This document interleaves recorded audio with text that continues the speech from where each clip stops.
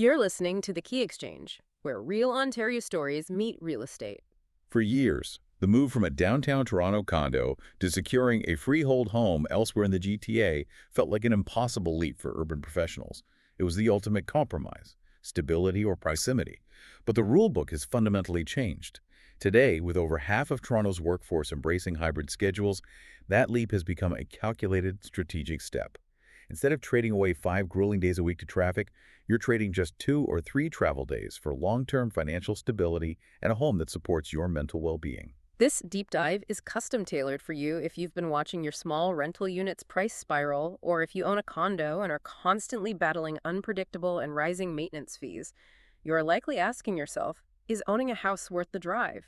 We break down the real science of that commute. We don't just look at distance, we look at time and psychology. We'll show you exactly when 40 minutes feels like a comfortable routine and when that 70-minute threshold starts to cause genuine fatigue and regret. It truly is about reconnecting to your life, not just optimizing a spreadsheet. When Sushil and Himani help families make this shift, they often emphasize that the ultimate goal isn't just securing the lowest possible price.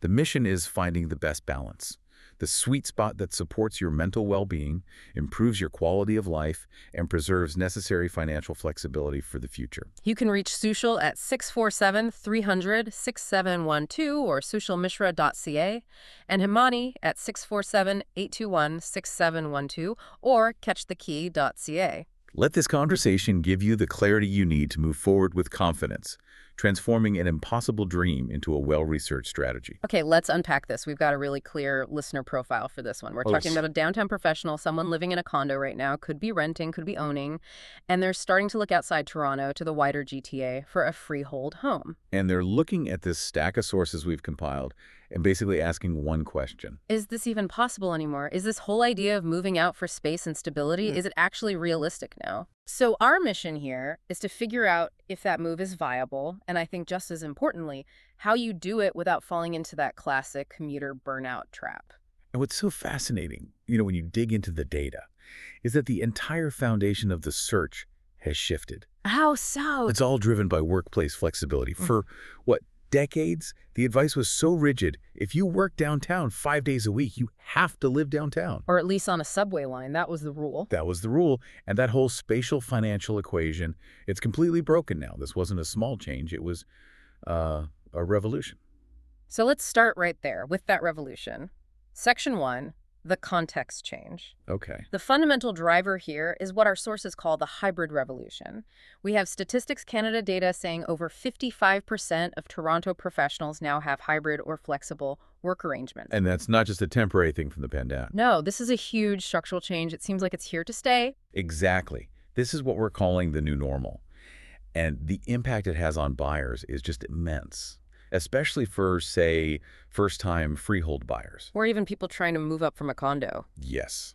This one shift, it changed the whole conversation from impossible to negotiable. What do you mean by negotiable?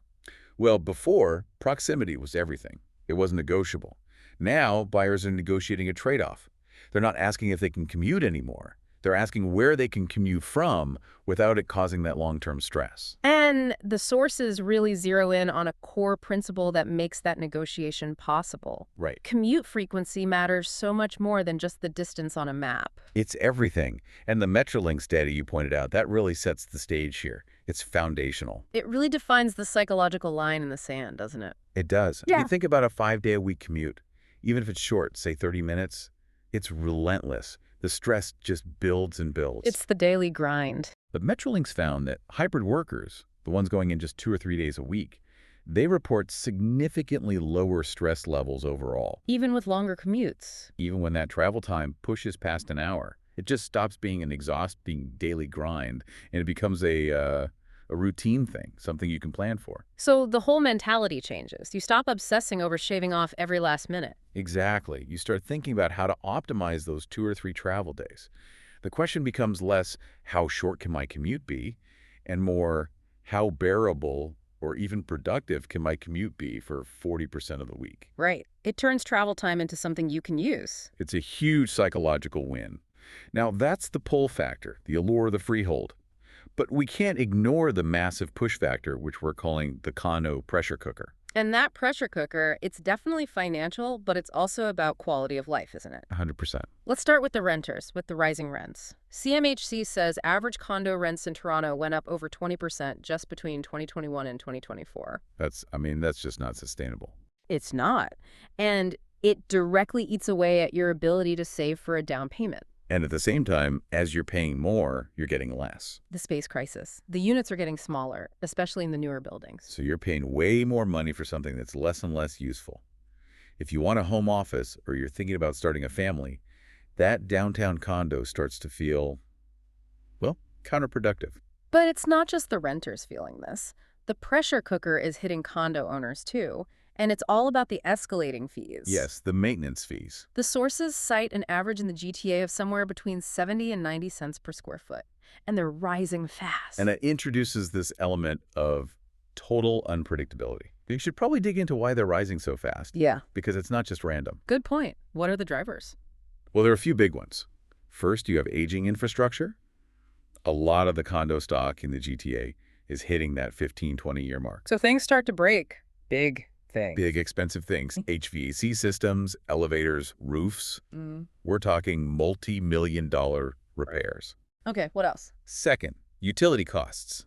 Simple inflation. Hydro, gas, water. All those rates have climbed, and those get passed directly on to the owners in the fees. And there's a third one, which sounds the most worrying. It is. It's inadequate reserve fund planning. A lot of older buildings just didn't save enough money for these big future repairs. So what happens when that $10 million roof replacement comes due? The board has to levy a special assessment.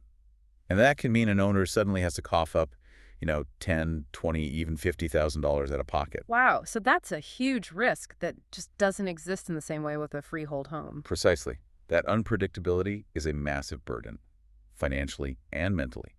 When you own a freehold, you're in control of that spending. You decide when the roof gets fixed, not a condo board. And that control is really at the heart of the freehold draw. It is. It's about stability. And it starts with financial stability. A mortgage payment builds equity. It's your money working for you. Rent is just gone. A thunk cost. And with a freehold, your other costs are more predictable. You've got property taxes, which go up in a predictable way, and utilities, which you control. There's no board surprising you with a massive fee hike. The comparison in the sources really makes it clear. You're shifting your housing payment from rent, which is always going up, to a mortgage, which is fixed. Or at least predictable for the term, yeah. Yeah.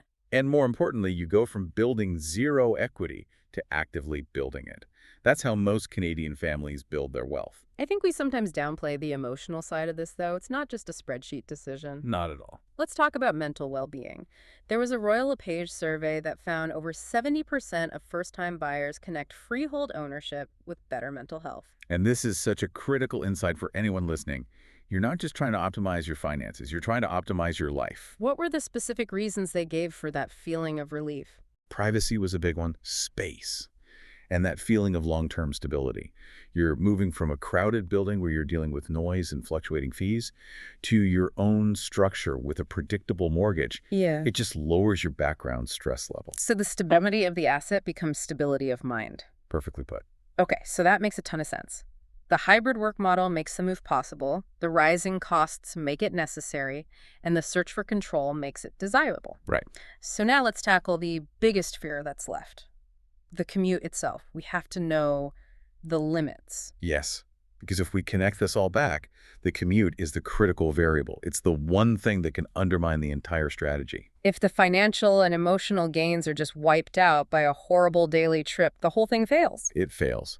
So we need to define that line between a manageable commute and one that just leads to fatigue and regret. And we have some really specific research on this from the University of Toronto. It establishes what they call the hard limit on commute satisfaction. Yes. So what is that breaking point? Where's the line? The research shows a really sharp, measurable drop in satisfaction once a one-way trip goes over about 75 minutes. Even for hybrid workers. Even for them. That Yeah. seems to be the non-negotiable threshold. Beyond that point, it starts cutting too deep into other essential parts of your life. Like sleep, family time. Exactly. Sleep, Time with your kids, exercise, just your own personal downtime. The stress just starts to outweigh the benefits of the bigger house. Okay, so that gives us a clear target zone. We need to stay under 75 minutes, and really, we should be aiming for that 40 to 65-minute sweet spot. Right. And that opens up a much wider search area than people who've traditionally looked at. But this brings us to what I think is the most crucial insight in this whole section. No, you say. Predictability outweighs distance. It's so key. Buyers report way less stress when their commute is consistent, even if it's a bit longer. So a reliable 60-minute Juggo train ride is actually better than a 40-minute drive that's total wild card. Profoundly better. On that train, you can guarantee your arrival time. You can work, you can read, you can relax. That's productive time. Whereas driving on the 401 is... It's stressful time. You're in gridlock, you're dealing with aggressive drivers, and the time is totally variable. You have to build in this huge buffer just in case. It raises your cortisol levels. Wait, so you're really saying a predictable 60-minute ride is psychologically better than a 30-minute unpredictable car ride? Absolutely. It completely flips the script on that traditional downtown mindset of just minimizing distance at all costs. The BO system is really designed for that, isn't it? Especially on the Lakeshore East Line. It is. It's built for reliability and consistency into Union Station, which is exactly where most downtown professionals need to go. It creates structured time. That distinction, structured time versus stressful time, that seems to be the whole key to making this work. It is. Let's use the commute reality check from our sources to make this more tangible for our listener. Let's convert this data into lived experience. Okay, let's break it down into categories. Let's start with the shortest commute, 30 to 40 minutes. We'd call this the near downtown feel. It's so short that you could honestly do it 3 or 4 days a week without much trouble. It feels like you haven't really left the city's orbit. Right. The example in the sources is Mississauga Express Transit. Those dedicated routes give you maximum flexibility. But, as we'll see, you definitely pay a premium for that convenience. Okay, moving a little further out to the 40 to 55-minute range. This is what we call the very manageable range. This is the sweet spot for that classic 2 or 3 day a week hybrid worker. Why is it so manageable? It's just long enough that you can mentally switch from home mode to work mode, but it's short enough that it doesn't really eat into your evening. It doesn't require a huge lifestyle change. And Whitby, with its 45 to 58-minute AGO train time, fits right in here. It slots in perfectly. This is the ideal zone for a lot of buyers who are prioritizing lifestyle balance. Okay, now for the bigger leap. The 55 to 70-minute bracket. This is where the trade-off gets real. This is where the financial reward has to be significant to justify the time. So this is still acceptable, but with conditions. Right. It works for 1 to 3 days a week, Yeah. but only if you're getting a major gain in affordability or space. If you save, say, $300,000 on the house compared to a closer suburb, that commute starts to feel like a very smart investment. In Oshawa, at 60 to 70 minutes is the prime example here. It defines the category. It's a calculated decision. You're trading your time for better cash flow and faster equity building. And finally, the red zone, 75 minutes and up. That's the hard stop.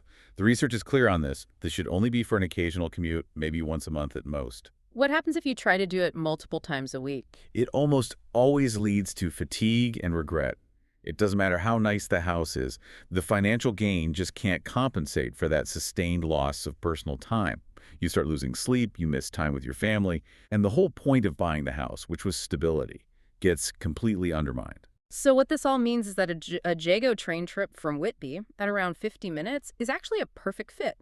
It's predictable, it's reliable, it gets you right downtown, even if on a map it looks far away. It means you can look at the GTA map in terms of time efficiency, not just distance. And now that we have the financial motivation and the commute limits figured out, we can get practical. Right.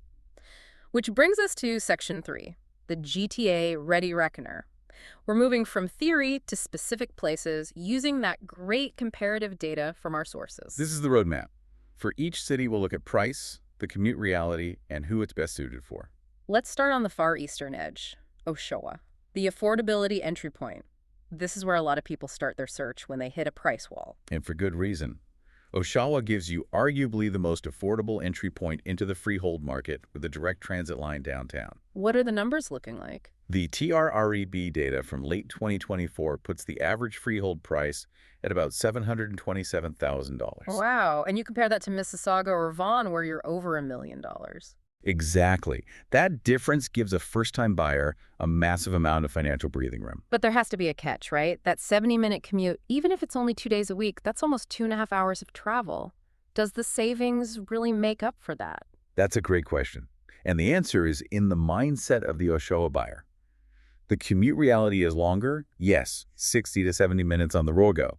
But the ridership data shows hybrid workers are choosing this route because they see that time as an investment. An investment. Yes, they prioritize saving $300,000 on their mortgage, which massively lowers their monthly payment, over having a slightly shorter commute. They're optimizing for financial resilience. So the ideal buyer for Oshawa basically sees the Jago train as their mobile office for a few hours a week. Precisely. It's for the budget-focused buyer who puts ownership and cash flow first. They're comfortable with the longer travel days because their main goal is stability at the lowest possible monthly cost. Okay, moving one stop west, we get to Whitby. Prioritizing livability and calm, price point goes up here. It does. Average freehold prices in Whitby are around $850,000. So it's a noticeable jump from Oshawa. What do you get for that extra money? You're getting a slightly more established community, older housing stock, better amenities, and of course a better commute. Right, the commute reality is much more appealing. We're talking 45 to 58 minutes. Which puts it squarely in that very manageable sweet spot for the 2-day-a-week commuter. But the sources really emphasize what they call the non-price advantage. What does that mean? What makes Whitby so livable? It's the community infrastructure. Whitby consistently shows up in those national livability rankings from places like McLean's and Money Sense. So this isn't just a feeling, it's based on data. Right. It's based on things like safety, green space, community satisfaction. It means you have access to that beautiful waterfront trail, a historic downtown you can actually walk around in, and really good schools. You're buying into a community, not just a house. So the buyer profile here is someone looking for that classic, calm, suburban lifestyle. Yeah, it's best suited for buyers, often with young families who have a bit more budget flexibility.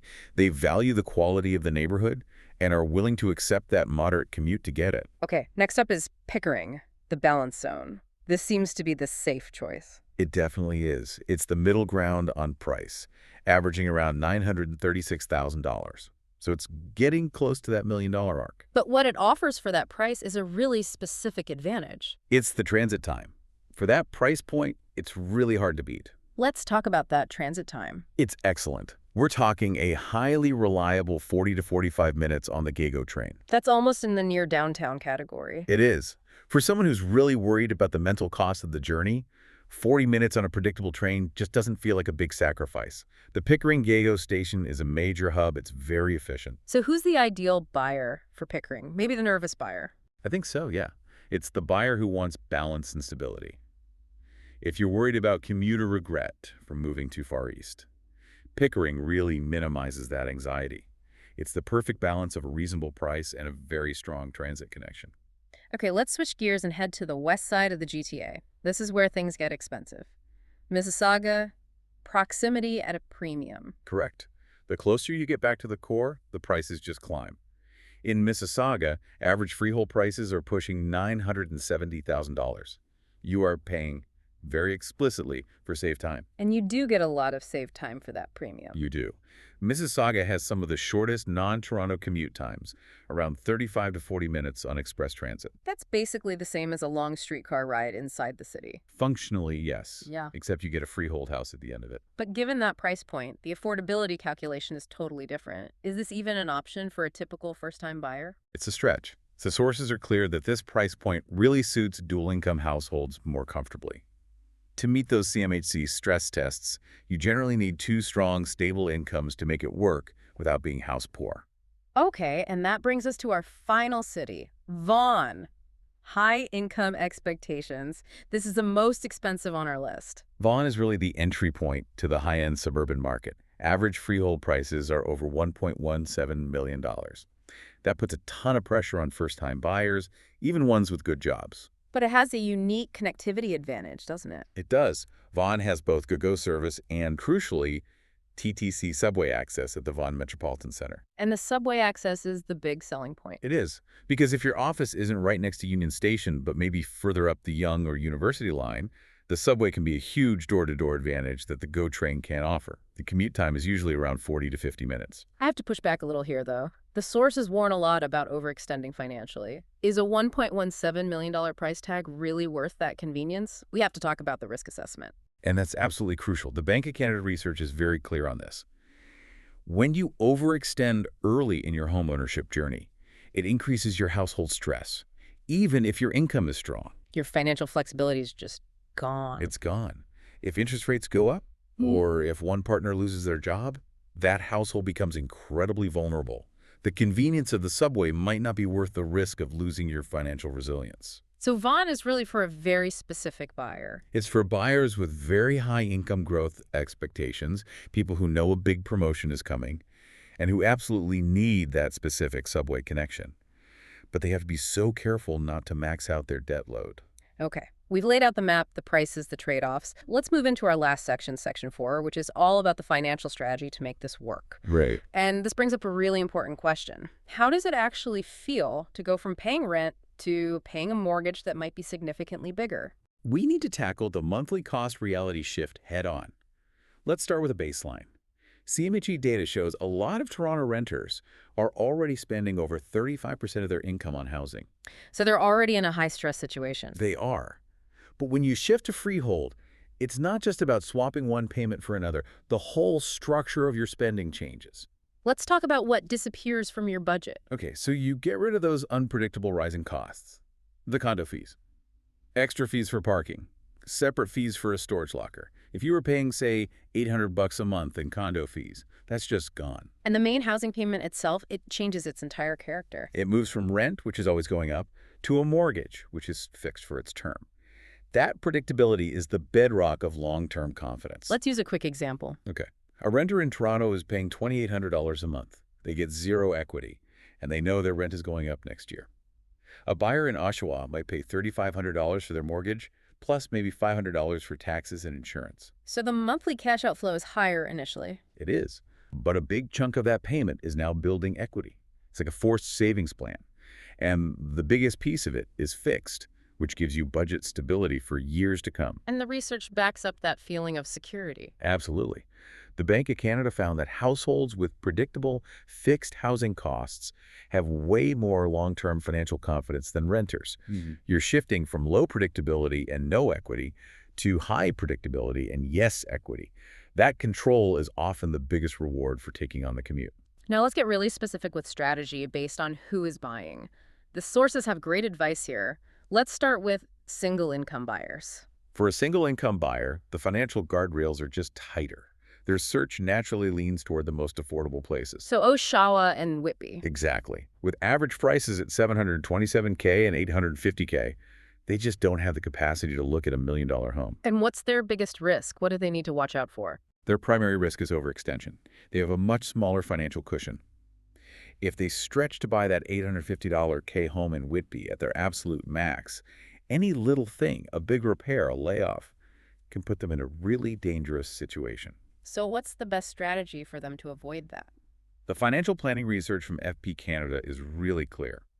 Buyers who protect their cash flow early on have much less stress in the long run. So prioritize resilience over everything else. Above all else.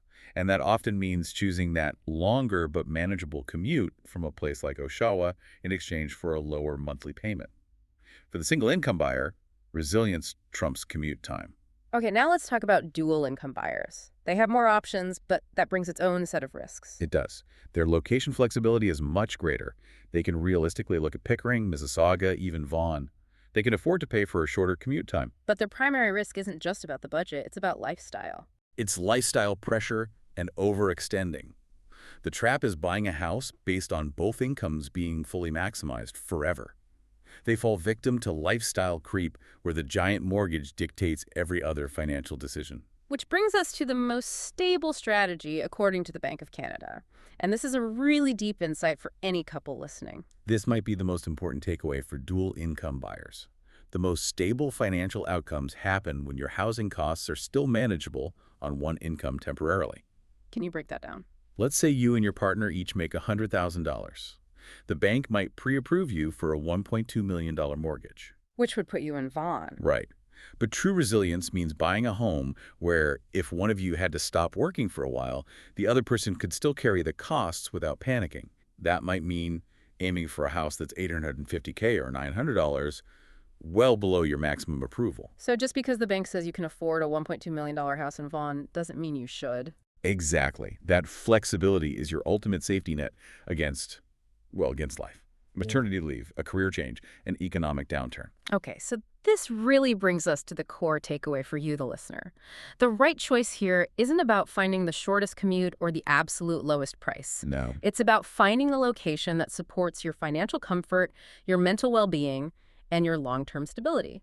All those cities we talked about. Oshawa for affordability, Whitby for community, Pickering for balance, they're all valid strategies. But only when you match them to your household's actual risk profile.